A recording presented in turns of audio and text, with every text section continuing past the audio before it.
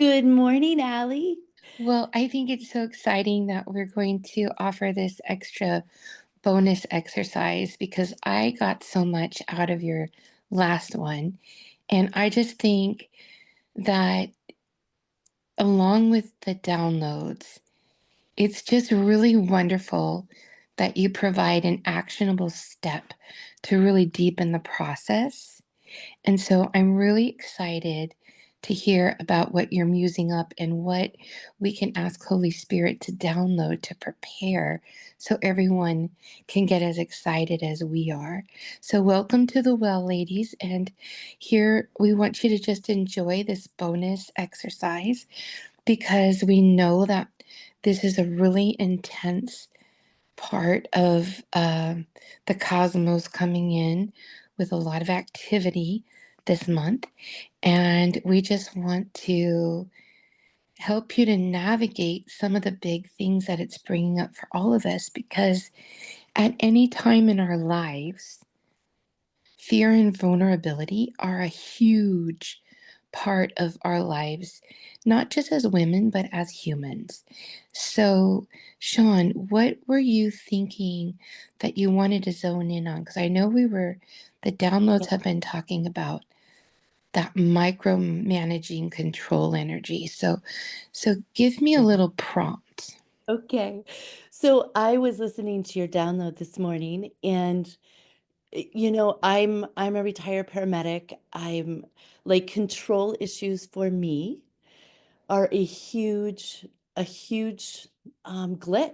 Like for me to really surrender into Holy Spirit is really a practice and letting go of that grasping energy of that control and that like when the fear comes up it's like whew, okay, I let it go, but just the awareness of when the desire to control people, places, things, situations is very wired into my nervous system.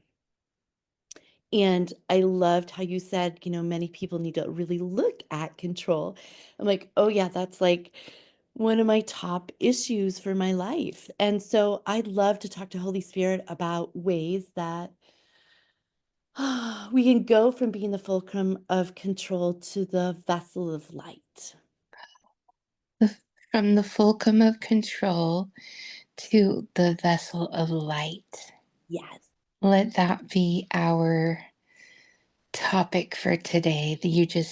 That's so perfect. I just felt that through my whole body, like an electrical, like just bling, bling, bling.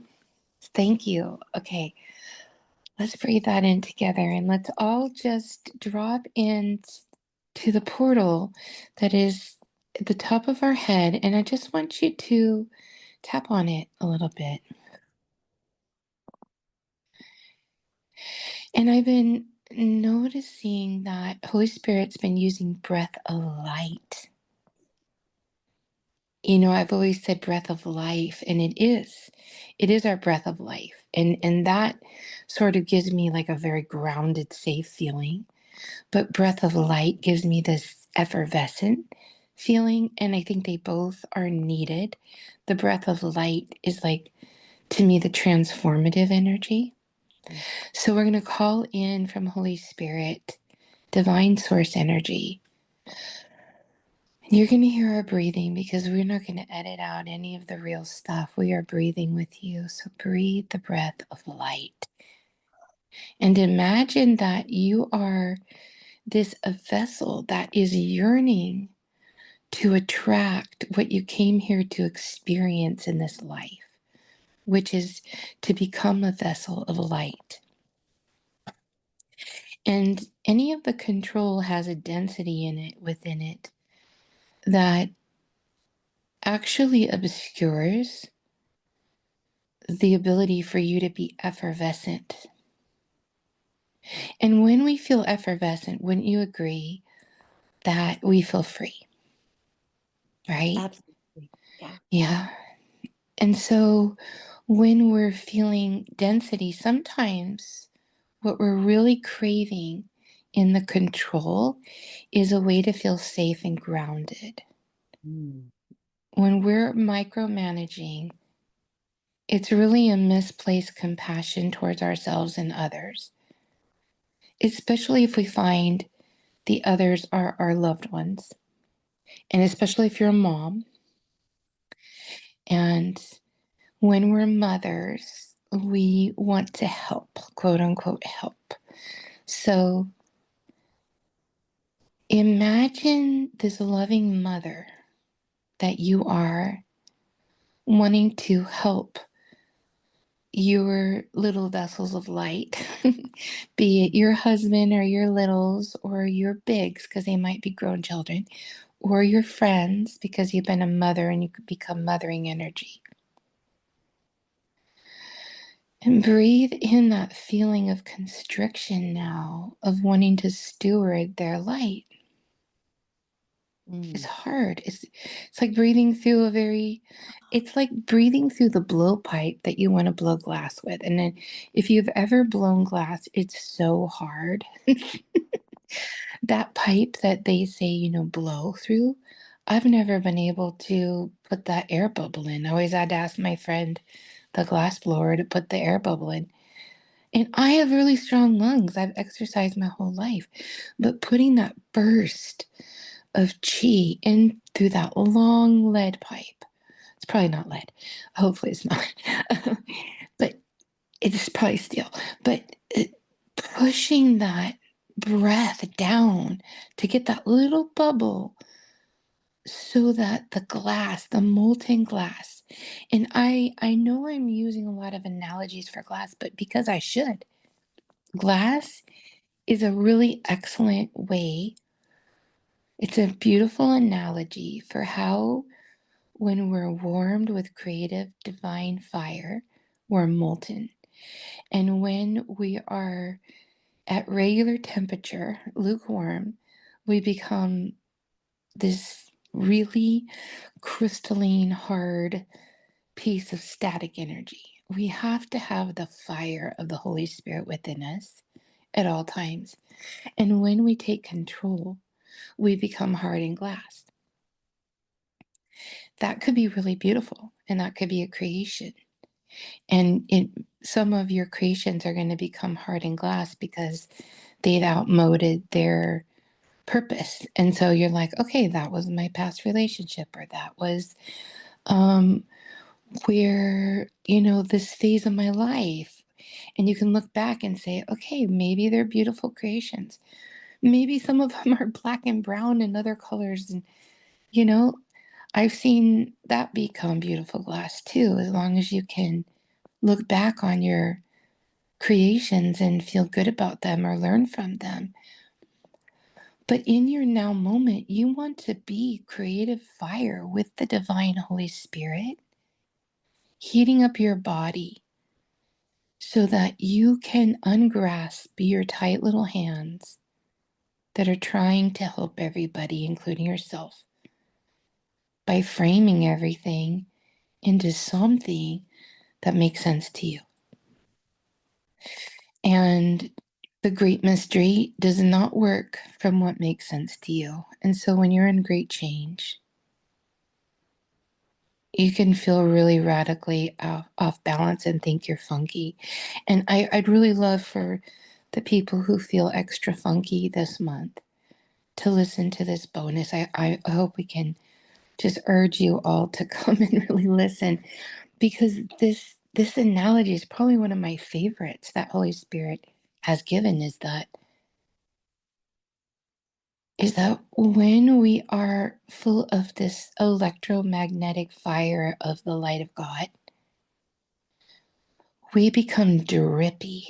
You know, I was explaining in one of my other downloads how a glass blower needs to hold that molten glass very, very carefully on the pipe,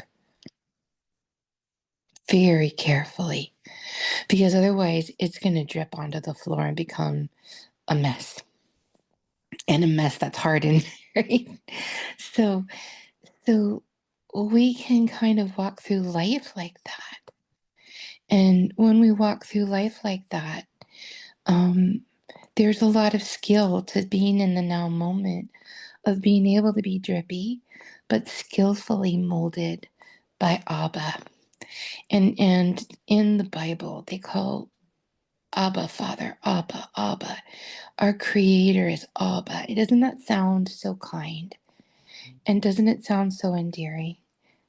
We want to feel that fatherly love, that fatherly light of, but we also want to feel the molten fire that the woman needs to feel in order to get moving and in order to keep her family safe. She's got to be on the move, but Abba Father's not trying to get her to control it. Abba Father is the molten glass, finally, of what you create when you're with your Divine Mother creating in her creatrix energy. So we are a perfect reflection in our masculine and feminine that we need to have. We haven't done a lot of talking about this, but if you've been my student for a while, you know how I talk about the balance of the masculine and feminine. Each of us is both. All this arguing about gender is so silly because it's a means for control, right? You have to be in your light. Nobody needs to protect whether someone's a man or someone's a woman. Because if we were really divinely connected, we would just be saying, be be the perfect reflection of both. Stop trying to protect the identity of a gender. Be in the light of fluidity. Be in the light of a movement and the energy of the feminine moving and the masculine is the navigation north, you know? And when you're there, you're not grasping on anything. You're not grasping on where your people are going to go or what your people that you help steward are going to do or what they're going to think, because that molten goodness is love. And so, Sean, where do you want to take this exercise to really help? How are you going to describe it to us to really help our women at the well to understand what are you trying to help them get to? Mm. Allie, that was such a great download. And, I think we can't heal what we don't know and we don't feel. And so when I imagined this exercise, I was really thinking about having women get really clear about how we're controlling people and how we're getting Mm. control in situations and what are the symptoms of control. It's so scary, even right there. So Like scary. just take note Yeah, for you guys, ladies, if you're yeah, feeling like she's hitting a nerve, right? It's so awesome. It's like she's not in the outer rings here. She's in right, the bullseye of the nerve right now. right. The bullseye of the nerve. Yes.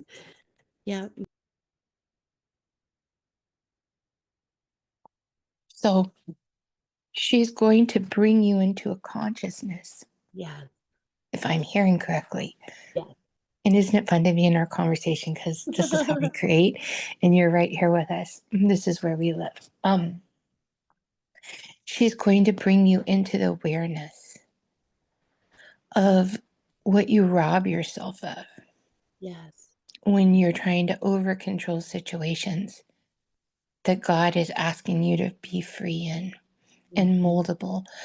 The Bible verse, I think Sean will find it for us later, but there's a song that I used to sing in mass. It's called Abba, Abba Father. You are the potter and we are the clay. Mold us and fashion us into the image of Jesus our Son. In whatever faith that you walk, this applies because there's a Christ consciousness. So whether you see that as Jesus, which we do, but others might see that as illumination, as the the light of the all, and there's so many different ways. So we want you to feel warm and welcome in your way of seeing it. But if we see that Christ, that the Son, the Christ energy is the energy of being anointed with the Holy Spirit's light within our vessel, which is an alchemical divine transformation of fear into light.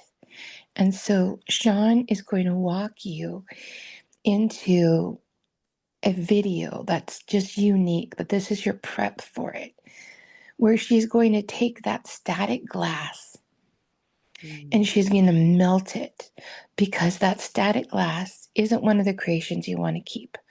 It's one of the errors in judgment. It's one of the, and you know what? Who cares? But it still needs to be remolded, right?